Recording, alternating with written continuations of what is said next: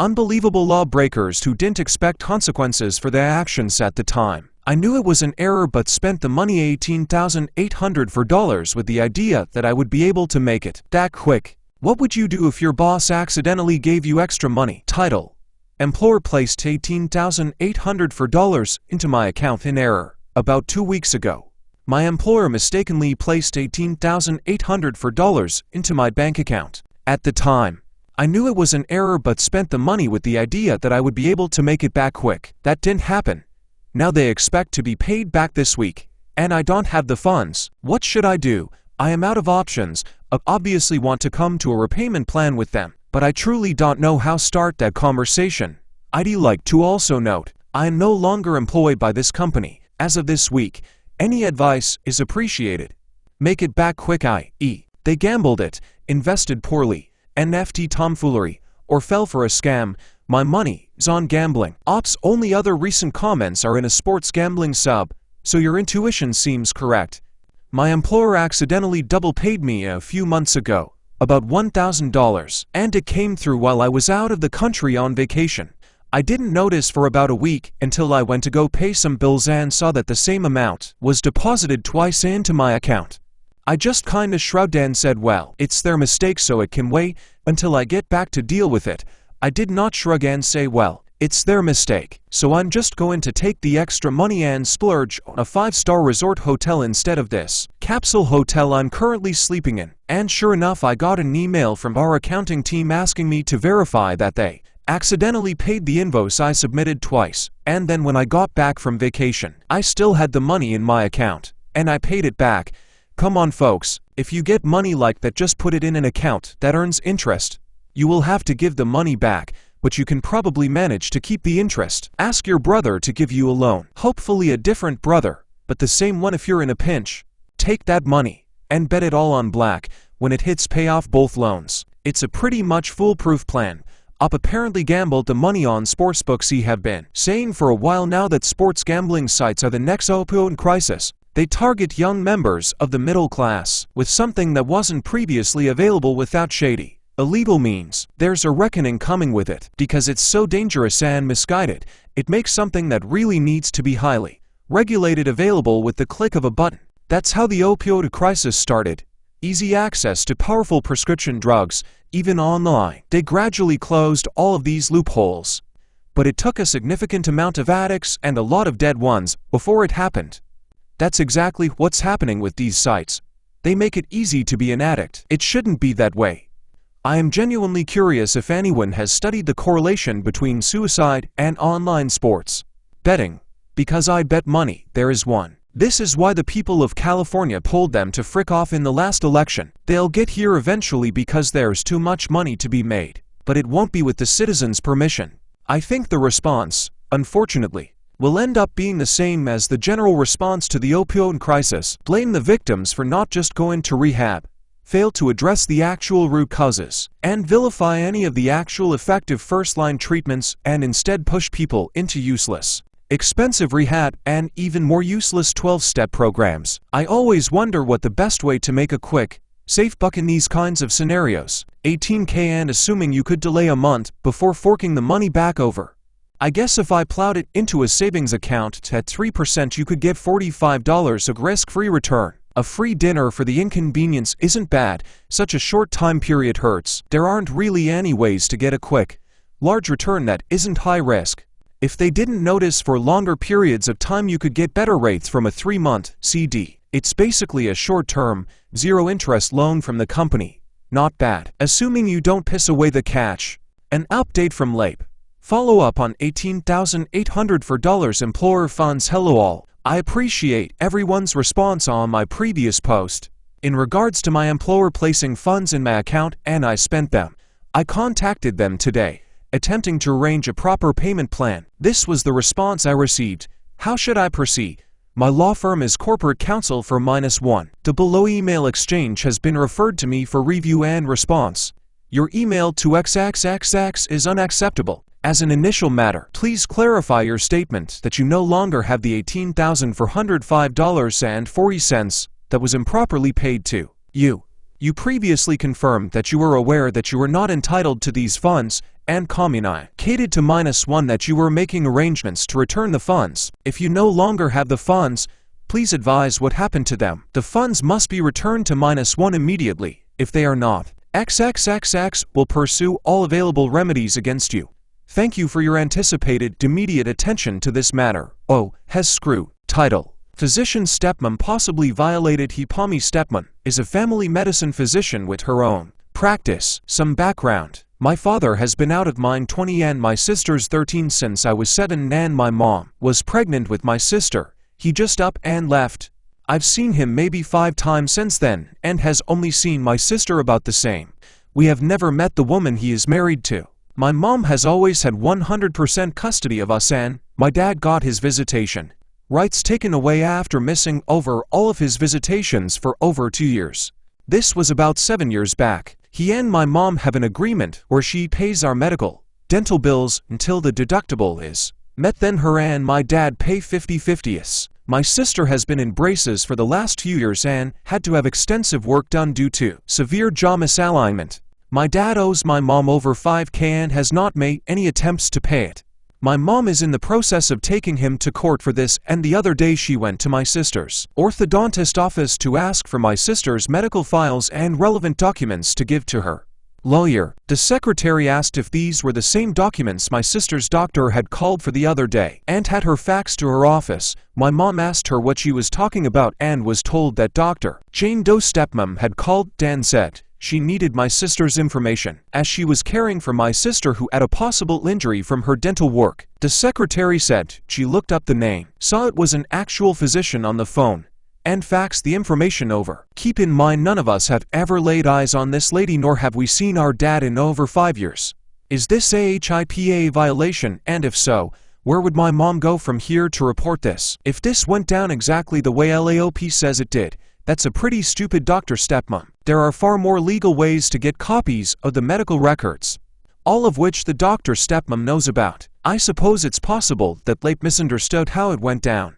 By the time Lape heard the story, it was second or third hand. LAOP's dad, as the non-custodial father, has a right to request medical and dental records on his minor children. Going to court would be one of the times when he might need a copy of the records.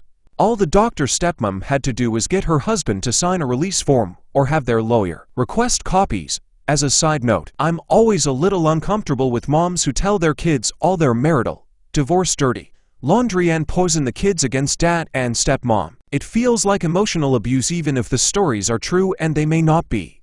A 20-year-old daughter is going to pick up on the vibe, no matter how hard the mom tried to hide it. She may have asked what was going on, and to not answer truthfully could erode the trust between them.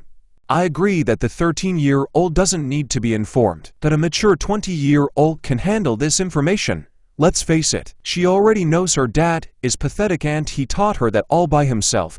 Abandoning your kid at 7 and never trying to see them will paint the picture itself. Nope. There's an updated call by stepmom was recorded and it appears to have gone down just as LAOP described it.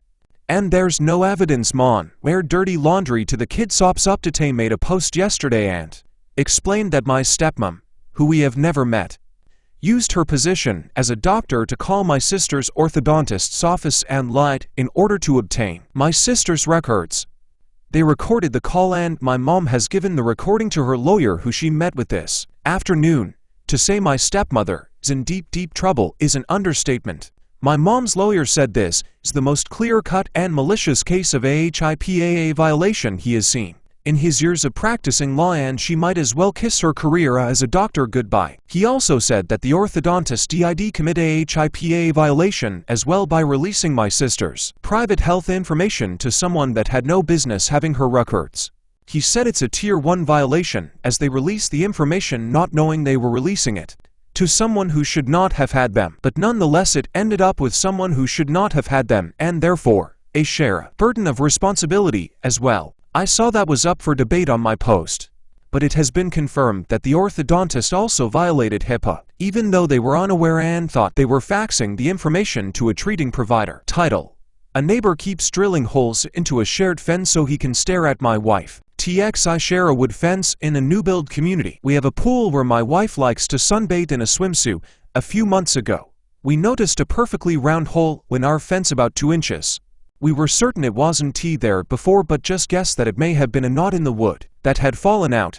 My wife noticed our neighbor staring at her one day, so we decided to put up boards along our side of the fence. The clean, finished side of the fence faced my neighbor and we had the side that had poles and support boards. When we added boards to our side, we had a clean side. A few days later, we found another hole in our side of the fence. It lined up almost exactly with the neighbor's hole, and my wife has caught him staring at her again through this hole. I ended up just replacing that one board, but he just drilled it again. When I confronted him about it, he got defensive and claimed he was bird watching. I called him out on his bad excuse and said I thought it was inappropriate for him to stare at my wife like that. He said that I have no expectation of privacy in my backyard and can't control what he does on his property. I, unfortunately, have to agree that he can be a creep from his side of the yard, but I am wondering what my legal options are to get him to stop damaging my fence. I've replaced it 3 times now. The police won't even show up and say it's just a civil matter. At this point, it's primarily just a mild annoyance to go replace one board. But this is a ridiculous situation. How is that a civil matter? Surely there's a law against peeping toms or whatever the neighbor's name is. That's a civil matter. Is just cop speak for we don't feel like dealing with this, so kindly screw off.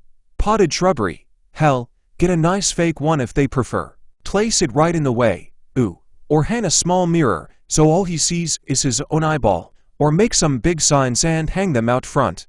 Neighbor damaged my fence to pervert my wife with a big ol' arrow. I took the rural route home from a trip to my parents this weekend and passed a nice big dog killer lives next door sign. A couple months ago, there was a sign pointed at a newly built house in my neighborhood that said the people selling this house damaged our fence and won't pay for it. They're scammers. Don't buy from them. The fence and surrounding ground did look like crap. About a week or so later, I passed by again and the fence looked fixed up and the sign was gone. Moral of the story: signs work. Personally, I would have the next stop peeping on my wife conversation when my neighbor had company over. Failing that, I'd put a sign 30 centimeters away from the hole reading "Stop looking at my wife, you pervert," written big enough to where passers-by could see. This is taken from the My Mom's School of Public Shaming, and not in a joke way. About 35 years ago, my parents hired a construction company to do some work on the house. The company's slogan and jingle was "No job too big, no job too small. We're X company. We do it all." They got halfway through the job and stopped coming. Nobody at the office would respond to calls. My mom took a 4-foot by 8-foot piece of paneling they had taken down and used it to make a sign that said our job was too small. Don't use 30 company, and put it on the front yard. We lived on a main road. Passers-by could absolutely read the sign and see the tarp over the hole cut in the house for the job.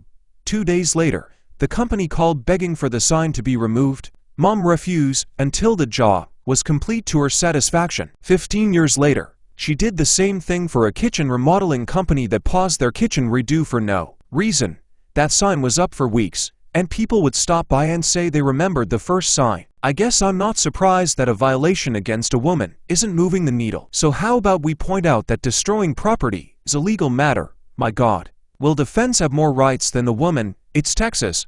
So, is the fence made of space or space? Has the fence ever been woke and thus deserving what comes with it?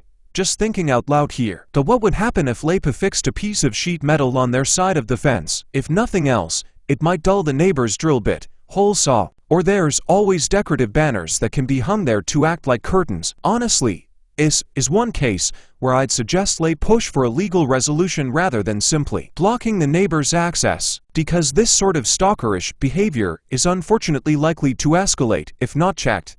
Someone called the hospital claiming to be a doctor and prescribed an inpatient Dilaudid, only for the doctor to show up the next day angrily asking who put the order in. Is the nurse who took the call screwed? RN here and was hoping to get a legal perspective on the matter. This incident occurred in California to one of my colleagues in an ortho unit. The unit received a call from someone claiming to be Dr. X and asked about how one of their patients, who was Pod 0, was doing. Patient has a PMHX of drug-seeking behavior and for drug use. The nurse taking care of the PT at the time reports that the PT claims current pain regimen has been ineffective at controlling it and receives a TORB for Dilaudid, 1 mg PRN. Nurse enters the order under drive X's name. The pharmacy verifies it and then gives it to the PT. The following day, Dr. X comes to round, notices the order, and is up in arms about who put it in under his name, claiming that he did call the unit and was impossible for him to do so as we was in surgery at that time. Hospital admin, law enforcement, and risk management are all involved now, and it's a huge crap show. What kind of legal trouble is the nurse in this situation in? Well, that system sounds horrendously unsafe. It used to be much worse up until a few decades ago. Nurses were basically expected to be handmaidens and servants. They were trained to follow doctors' orders exactly. A researcher in 1966 tested this. He set up an experiment where he called a psychiatric unit, pretended to be a doctor, and told the nurse to give 20 milligrams of Estroten to Mr. Jones. It was a fake drug that they had set up a bottle of sugar pills with that label in the drug stockroom. There were many reasons a nurse should not obey that order. Policy said they weren't allowed to take telephone orders. The supposed doctor didn't give a name they should recognize and didn't give any credentials. Estroten was not on the ward list of permitted drugs. The label they put on the bottle said the max dose was 10 milligrams, half of what they were instructed to give. But because it was the 1960s, and nurses were trained to obey doctors, 95% of them obtained the drug and prepared to give it. They were stopped by someone who was in on the study. Happily, nurse education has changed since then. Nurses are now trained that they should understand the rationale for every order, and that if all the parameters of the order are not correct, they are expected and required to question it. They're trained to be a last check to prevent doctor errors from reaching the patient. When the experiment was repeated in the 90s, none of the nurses complied with the mystery order. There seems to be an assumption that any request for more meds from a patient with a history of drug use must be about getting high, that they probably aren't getting adequate pain management from a standard dose because they've developed a high tolerance. That's a huge issue in patients with history of drug use, and one that actually drives me a little crazy.